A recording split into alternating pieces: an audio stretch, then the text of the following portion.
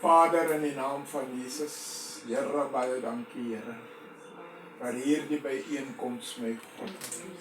Here, my siel loof U, my siel prys U, my siel eer U, Here Jesus.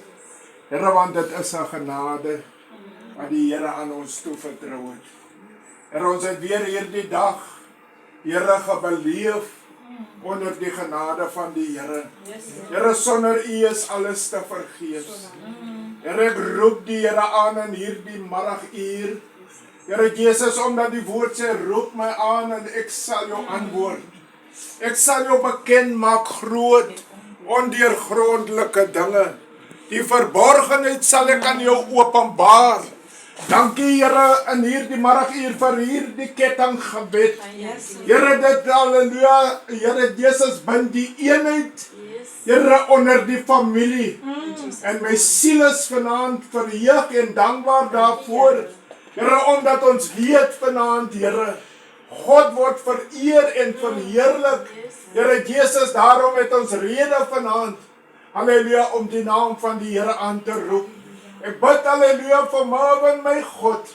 Here, dankie dat U 'n wonderwerk in sy lewe gedoen het, Here. Here Jesus, ons loof die Here, ons prys hom. Ons eer hom, halleluja. Want hy sê, julle sal hande op siekes lê en hulle sal gesond word.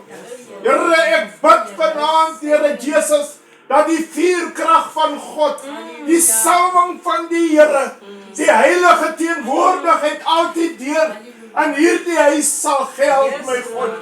Here, ek pleit hierdie erf onder die bloed, Here. Elke kamer, deurpoorte, vensterposte rondom hierdie erf. Here Jesus, Here sê ek dankie vir die engele. Here Jesus, wat altyd daar is, om halleluja as beskerming, halleluja te deel. Here, ek bid, halleluja, bloedgedoopte swaard, Here. Here Jesus, oor hierdie woning. Here Jesus, om elke vurige pyle aanvalle. Here Jesus, Here, halleluja, jaloesie afguns. Here, ons breek dit in die naam van Jesus.